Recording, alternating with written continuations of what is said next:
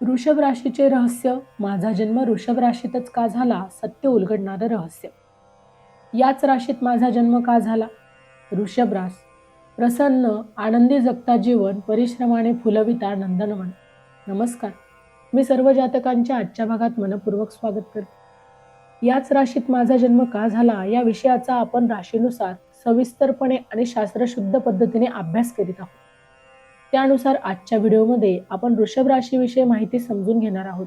सोबतच तुम्ही आपल्या आयुष्याला अधिक सुंदर, अधिक समृद्ध करण्यासाठी काय केलं पाहिजे किंवा काय करणं तुमच्यासाठी आवश्यक आहे हे देखील तुम्हाला मी सांगणार आहे. म्हणूनच आजचा व्हिडिओ हा शेवटपर्यंत बघा. तसेच हा व्हिडिओ तुम्हाला आवडल्यास त्याला लाईक व शेअर नक्की करा, जेणेकरून इतरांपर्यंत देखील ही महत्त्वपूर्ण माहिती पोहोचू शकेल. हे राशी भविष्य ग्रहमानावर आधारित आहे. एक सर्वसाधारण अंदाज आहे. प्रत्येक व्यक्तीची कुंडली आणि ग्रहदशा ही वेगवेगळी असू शकते. त्यामुळे वैयक्तिक निर्णयांसाठी तज्ज्ञांचा अवश्य सल्ला घ्यावा. हा विषय तुम्हाला आधीच माहिती असल्यामुळे साहजिकच आहे त्याला समजून घेण्याची तुमची उत्सुकताही वाढलेली असेल. मात्र सर्वात आधी आपण विषय प्रवेश म्हणून वृषभ राशीच्या बाबतीत थोडक्यात माहिती या ठिकाणी समजून घेऊया. कृतिका नक्षत्राचे दुसरे, तिसरे, चौथे चरण आणि रोहिणी नक्षत्राचे 4 चरण आणि मृग नक्षत्राचं पहिलं व दुसरं चरण अशा एकूण 9 चरणांनी वृषभ रास ही तयार होते. श्रमिक लोकांची रास म्हणून वृषभ राशीची विशेष ओळख आहे. थोडक्यात या राशीचे लोक कर्मप्रधान असतात. हे पृथ्वी तत्वाची रास असून शुक्रदेव या राशीचे स्वामी आहेत. वृषभ म्हणजे बैल होय, जो अत्यंत कष्टकरी प्राणी म्हणून ओळखला जातो. बैलाचा गुण म्हणजे शक्तिमान, कष्ट करणारा, कामसू आदी वैशिष्ट्य यातून अभिप्रेत होतात. कर्मप्रधान लोकांची रास असली तरी हे लोक थोडे निष्काळजी असतात. हा निष्काळजीपणा अतिकामातून होत असतो. राशी स्वामी शुक्र असल्यामुळे या राशींचे लोक दिसायला अत्यंत सुंदर, रुबाबदार, सुदृढ शरीरयष्टीचे असतात. शुक्रावरून माणसाचा शील व चारित्र्य बघितलं जातं, कारण तो भाग विलासाचा देखील कारक ग्रह आहे. श्रमिकांची रास असल्यामुळे ते शारीरिक कष्टाची कामे करायला अजिबातच घाबरत नाही. रिकामं बसून राहणं या लोकांना अजिबातच आवडत नाही. ही लोक नेहमीच कुठल्या ना कुठल्या कामात स्वतःला व्यस्त ठेवणं हाच मात्र यांचा गुणधर्म असतो. जानेवारी ते डिसेंबर 2026 चे मेष ते मीन राशींचे वार्षिक राशी भविष्य, तसेच 2026 वर्षात घडणाऱ्या घटनांचे मासिक व साप्ताहिक भविष्य भाकीत विषयक व्हिडिओ पाहण्यासाठी डिस्क्रिप्शनमध्ये दिलेल्या लिंकवर क्लिक करा. व्हिडिओ अवश्य पहा, व्हिडिओला लाईक करा. तसेच आपले काही प्रश्न किंवा सूचना असतील तर चॅनलला सबस्क्राईब करून कमेंट करायला विसरू नका. आता आपण तुमच्या जन्म वृषभ राशीत का झाला आहे हे या ठिकाणी समजून घेऊया. वृषभ राशी निसर्ग कुंडलीच्या द्वितीय स्थानात येते. या स्थानावरून आपण धन, कुटुंब, वाणी या सर्व गोष्टी बघतो. वृषभ राशीचा स्वामी शुक्र ग्रह आहे, ज्याला सर्व भौतिक सुखांचा कारक देखील मानलं जातं.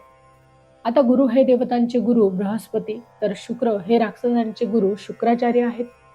गुरुदेव अनेक बाबतीत शुभ असले तरी देखील राक्षस गुरु शुक्राचार्यांकडे त्यांच्यापेक्षाही एक गोष्ट अधिक आहे, आणि ती म्हणजे संजीवनी विद्या होय.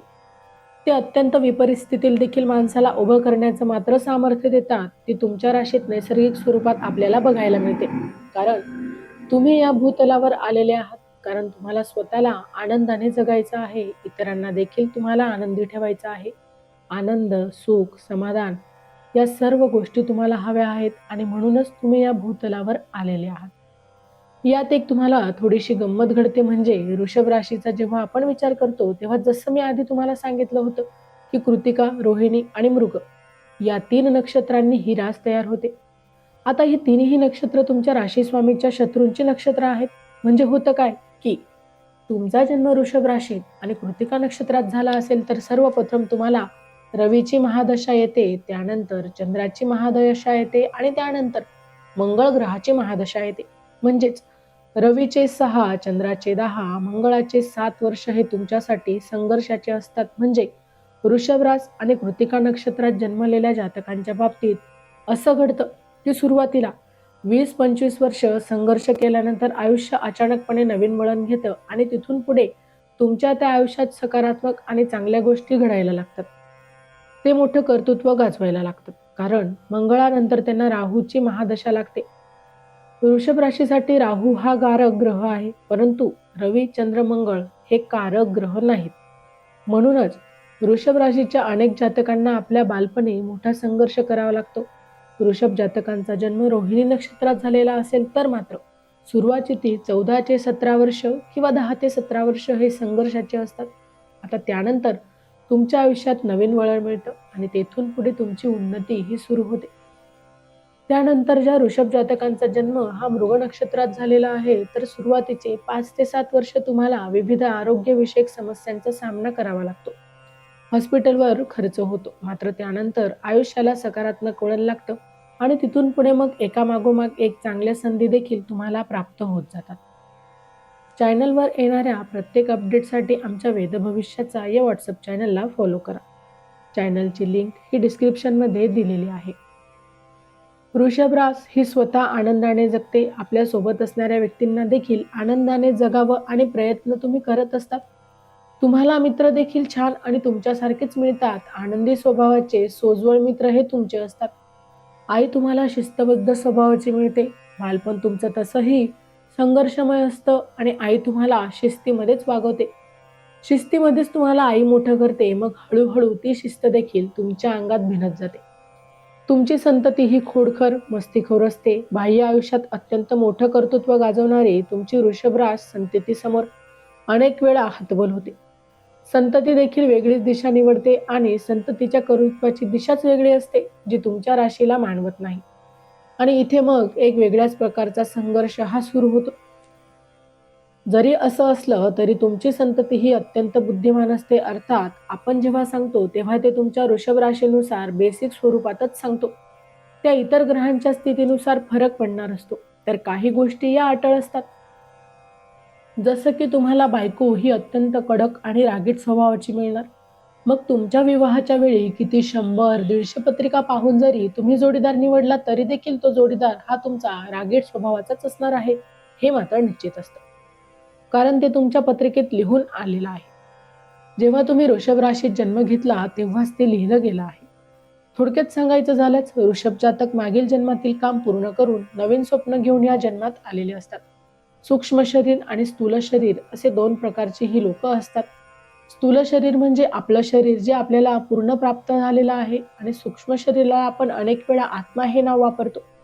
ज्याच्याजवळ 5 ज्ञानेंद्रिय असतात तर स्थूल शरीराकडे 5 कामेंद्रिय असतात. सूक्ष्म शरीर हे नावाप्रमाणेच अत्यंत सूक्ष्म असतं. म्हणजे हत्तीच्या जन्मात असलेल्या व्यक्तीने जर पुढील जन्मात मुंगीचा जन्म घेतला तरी सुद्धा त्याचे ते सूक्ष्म शरीर शांतपणे शरीर बदलतं. किंबहुना मुंगीच्या जन्मातून हत्तीच्या जन्मात गेला तरी प्रक्रिया सारखीच असते. हे उदाहरण द्यायचं कारण म्हणजे सूक्ष्म शरीर हे अतिसूक्ष्म असतं. ते शोधणं आणि त्याच्यापर्यंत पोहोचणं हे मुळातच फार कठीण आहे. हे सूक्ष्म शरीर अमर आहे. आपण जसं म्हणतो की आत्मा हा अमर असतो, आत्मा केवळ शरीर परिवर्तन करतो तुमच्या कर्मानुसार, तुमच्या कर्तृत्वानुसार आणि तुमच्या जबाबदारी घेण्याच्या स्वभावानुसार. तुमचं कर्म सुद्धा समृद्ध होतं. तुमचं आयुष्य समृद्ध होतं, तुम्ही उत्तम आयुष्य जगतात. पुढच्या जन्मात देखील त्याच पद्धतीने तुम्हाला उत्तम आयुष्य देखील मिळतं. वृषभ राशीच्या भाग्यस्थानात ही शनिदेवांची कर्मप्रधान असणारी मकर रास येते. अर्थातच तुम्ही परिश्रम करण्यासाठी देखील या जन्मात आलेले आहात. तुमच्या राशीचं बोधचिन्ह बघितलं असता तो वृषभ म्हणजे बैल आहे. तो अत्यंत परिश्रमी प्राणी म्हणून ओळखला जातो आणि त्यामुळेच या जन्मात तुम्हाला परिश्रमाशिवाय पर्याय नाही, ही बाब तुम्ही प्रामुख्याने यावेळेला लक्षात ठेवायची आहे. मात्र कितीही परिश्रम करावे लागले तरी देखील आनंदाने जगणे हा तुमचा स्थायी भाव आहे आणि तुम्ही त्याच पद्धतीने जगता. कितीही कठीण परिस्थिती असली तरी कर्तृत्व गाजवणं आणि त्यात यश होणं हा तुमचा स्थायी भाव आहे. जिंदगी के किरदार को ऐसे निभाओ कि पर्दा गिरने के बाद भी तालियां बजती रहे. अशी ही वृषभ रास असून त्यासाठीच तुमच्या या राशीत जन्म झालेला आहे. अशा प्रकारे माझा जन्म वृषभ राशीतच का झाला हे समजून घेण्यासाठी एवढी माहिती पुरेशी आहे. आता आपण थांबूया. पुढील भागात आणि पुढील राशीची देखील म्हणजेच मिथुन राशीची माहिती आता आपण समजून घेणार आहोत. म्हणूनच पुढील भाग पुन्हा एकदा नक्की भेटूया. तर मित्रांनो, व्हिडिओ आवडला असेल तर व्हिडिओला लाईक करा, चॅनलला सबस्क्राईब करा आणि हो, तुम्हालाही तुमच्या राशीची अंगठी हवी असेल तर डिस्क्रिप्शनमध्ये मी त्याची लिंक दिली आहे. तिथे जाऊन तुम्ही ती खरेदी करू शकता. व्हिडिओ शेवटपर्यंत पाहिल्याबद्दल धन्यवाद. पुन्हा भेटू अशाच एका नवीन माहितीसह. तोपर्यंत श्री स्वामी समर्थ.